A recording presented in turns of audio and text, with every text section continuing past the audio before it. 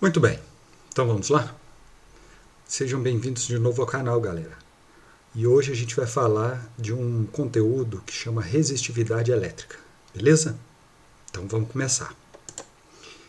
Olha só, por que fazer esse vídeo? Por que a gente resolveu trazer essas informações para vocês? Pelo seguinte, olha aí na tela e veja esses três nomes que estão escritos: resistividade, resistência e resistores. Quando você pega essas definições, vocês vão ver que não só o nome é parecido, como também as definições são parecidas. Beleza? Hoje a gente vai tratar só de resistividade. Por quê? Para não misturar com os outros dois. A gente vai fazer outro vídeo e aí vocês acompanham aí no canal. Beleza? Olha só. Resistividade, gente, é a dificuldade que um determinado material oferece à passagem da corrente elétrica. Ela é uma propriedade do material. O que eu quero dizer com isso? Eu quero dizer o seguinte: se eu pegar um material, por exemplo, o cobre, que qualquer corpo feito de cobre, não importando as suas dimensões, terá a mesma resistividade. Ao mesmo tempo, se eu pegar um material borracha, qualquer corpo que eu fizer de borracha, ele terá também a mesma resistividade. Porém, a resistividade da borracha ela é muito maior que a do cobre. Por quê? Porque a borracha é um isolante e o cobre é um bom condutor. Entenderam, gente? Beleza? Então vamos em frente. Então olha só a consequência disso aí. Quanto maior for a resistividade de um material, mais isolante esse material é. Como é que é? Então, peraí. Se eu tenho um material com um alto valor de resistividade, significa que ele é mais isolante.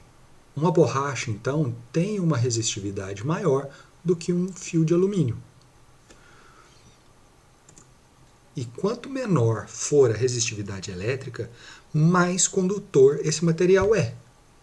Ah, então peraí. E o próprio nome já dá para a gente entender isso, não é não? Porque olha só, resistividade, ele resiste, tá bom? Então se a resistividade dele é baixa, significa que ele é um bom condutor, que é o caso de alguns materiais, que a gente vai ver aqui. Principalmente os materiais metálicos, tá bom? Quais são as condições que tornam um material bom condutor ou mau condutor de eletricidade? São os elétrons livres que você tem no seu retículo cristalino, tá certo? E sua estrutura atômica. Vocês lembram lá da química o que é que define o retículo cristalino dos materiais? O que é que faz esses materiais terem elétrons livres ou não? Vamos ver?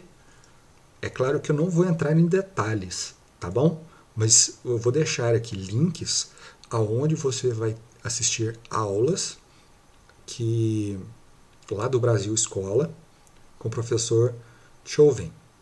Ele deu 3 aulas excelentes sobre esse assunto. Vocês vão ver quais são. São as ligações químicas entre os átomos que definem aqueles materiais que vão ter muitos elétrons livres ou não. Eu vou passar aqui bem rapidinho.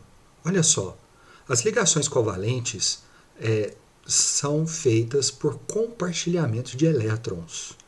E isso significa que no compartilhar esses elétrons, eles ficam presos nos átomos e nas ligações químicas. Isso significa que esses elétrons não ficam livres para que eles possam se deslocar e poder produzir a corrente elétrica. Tá certo? O outro tipo de ligação que a gente tem é a ligação iônica. Ele é perda e aquisição de elétrons. Entre eles formam íons, certo? Eles podem até conduzir a eletricidade, caso eles estejam dissolvidos ou caso eles estejam fundidos ou derretidos, né? Olha só, Vou dar um exemplo fácil para vocês de uma substância que tem ligação iônica e, quando dissolvido, ele,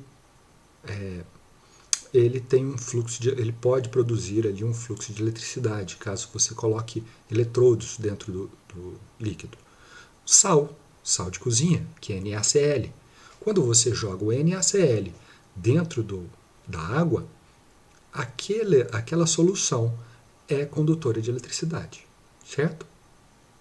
Mas aí são condições. Mas na ligação metálica, aonde você tem um grande número de elétrons livres, você tem aí os seus bons condutores, tá certo? Por isso que os condutores geralmente são feitos de materiais metálicos. Olha só, não vamos entrar no mérito de supercondutores, tá certo? Que a temperatura normal são isolantes, esses materiais, tá? Eles estão em condições especiais aonde eles transportam energia, sem ter perda, tá? Mas isso é um outro caso e que daria uma outra aula, tá bom? Como as ligações metálicas elas são as mais importantes para nós, no nosso caso, eu deixei aí aqui um desenhozinho para que a gente veja aí, ó, mais ou menos como é que funciona os núcleos dos átomos e os elétrons, a nuvem eletrônica em torno desses átomos. Se você pegar agora e der uma olhada, olha só, os núcleos, que são as partes positivas aí, eles estão firmemente presos no retículo cristalino aqui, como ferro, cromo, e nióbio e outros, tá certo? Que é uma cúbica de corpo centrado, certo?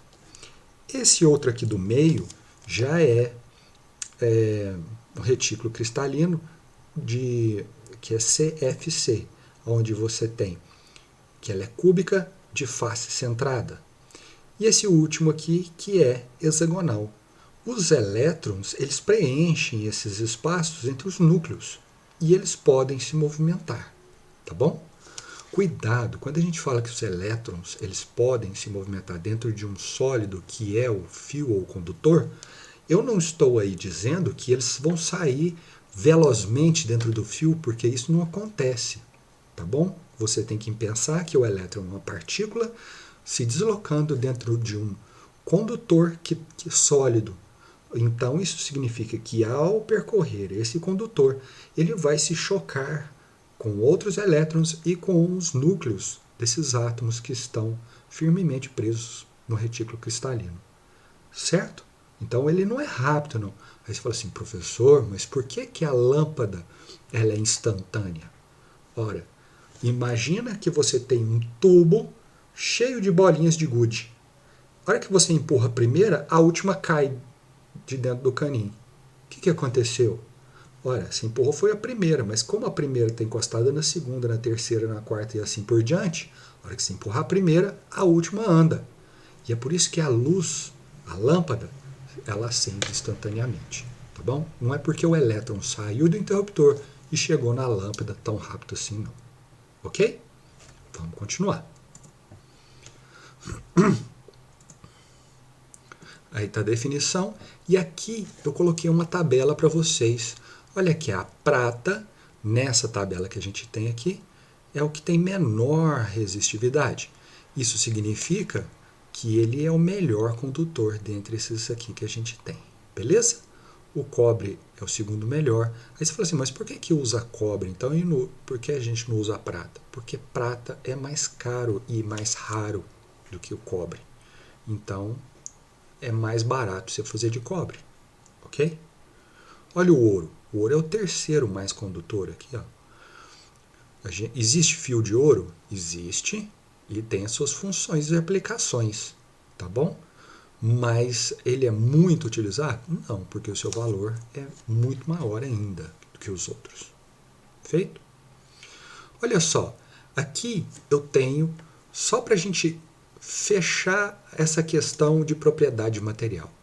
Mesmo que o diâmetro desses fios sejam diferentes, ou o comprimento deles sejam diferentes, a minha resistividade para todos eles são iguais. Certo? Porque eles são feitos de mesmo material. Se você pegar, mesmo que tenham 3 condutores iguais em dimensões, ou seja, mesmo diâmetro e mesmo comprimento, se eles forem feitos de materiais diferentes, a resistividade deles serão diferentes. Tá combinado? Cuidado, guarda isso com carinho.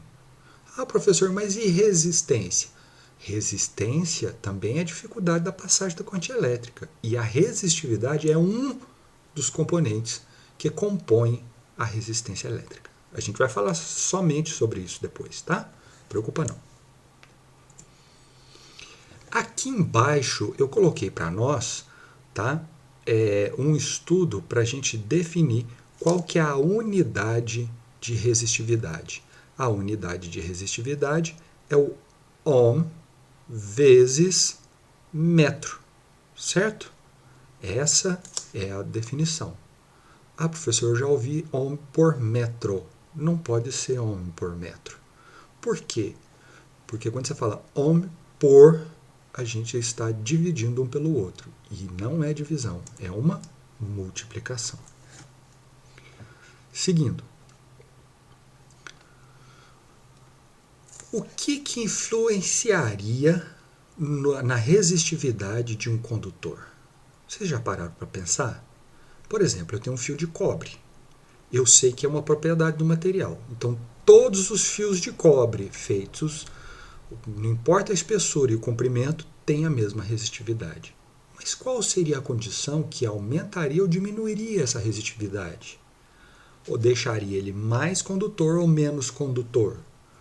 É uma combinação, tá certo? Vamos ver? O que determina a resistividade do material? É isso que está escrito aí, ó. O número de elétrons livres que compõem o fluxo da corrente elétrica que passa por ele, ou seja, a quantidade de elétrons que você tem disponível para compor essa corrente elétrica, certo? E a agitação dos núcleos desses átomos que compõem o fio. Porque se a agitação deles aumenta, fica mais difícil para o elétron passar, certo? Se a agitação desses núcleos é pequena, eles passam mais facilmente. Eles não se chocam menos. Aí você fala assim, ora, e o que aumentaria ou diminuiria essa agitação dos núcleos? É a temperatura. Vocês lembram que temperatura é o grau de agitação das moléculas? Então, ou dos átomos ou das partículas, se você tem um núcleo que está agitando mais, a temperatura dele é maior. Isso significa que se eu pegar um condutor, um material metálico, e aquecer ele fica mais, a resistividade dele aumenta. Por quê? Porque o núcleo vai agitar mais e fica mais difícil para os elétrons passarem. Beleza? Então, quanto maior a temperatura, maior a resistividade. Existem materiais como o constantan, a magnina, níquel, manganês e outros que praticamente não tem alteração na resistividade se você mudar a temperatura. Tá beleza? Então, são materiais mais constantes. E aí tem outros materiais, que são os isolantes, que eles, quando você aumenta a temperatura, eles ficam mais condutores, eles ficam menos isolantes. Fala, caramba, então se eu aquecer um isolante, ele fica mais condutor? Sim. Por quê? Porque quando você aquece, por exemplo, uma borracha, ele libera dentro da própria borracha elétrons que ficam mais elétrons livres para poder transportar a corrente elétrica. Tá bom? Existe uma formulinha e a gente está aprofundando um pouco mais nessa questão de resistividade. Tá? Eu vou deixar links para vocês poderem consultar caso vocês quiserem ir além do que a gente está falando aqui. tá bom? Se você olhar essa equação aí, ó, que a gente colocou aí, essa equação, ela é uma equação de primeiro grau. O que significa ela ser uma equação de primeiro grau? É que ela é uma reta. E se ela é uma reta, ela pode ser crescente ou pode ser decrescente. Quem é que vai determinar se ela é crescente ou decrescente? O meu coeficiente de temperatura, que também é o coeficiente angular da reta. Ou seja, vamos relembrar lá da matemática? Se eu tenho um coeficiente angular positivo, minha reta é crescente. Se eu tenho um coeficiente angular negativo, minha reta é decrescente. E se eu tenho um coeficiente angular igual a zero, então minha reta é uma constante. E aí, essa equação explica, então, o comportamento dos condutores, dos isolantes e desses materiais especiais que tem aí no meio. Tá bom? Bom,